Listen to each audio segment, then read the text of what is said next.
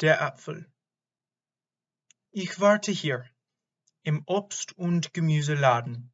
Warten, ausgewählt zu werden, warten, genommen zu werden, warten, geschnitten und gegessen zu werden. Ich werde nie ausgewählt. Kein Vögel bemächtigte sich meiner.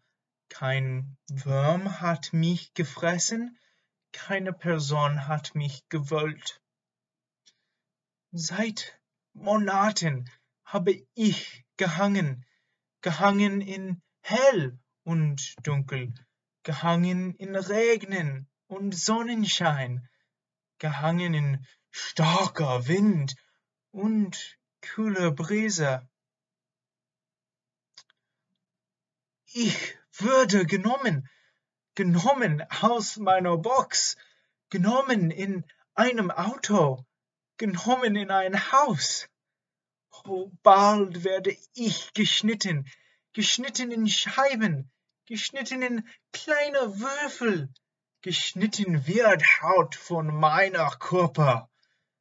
Dann werde ich hoffentlich gegessen von einem Menschen, gegessen im Ganzen, gegessen mit Käse oder Erdnussbutter.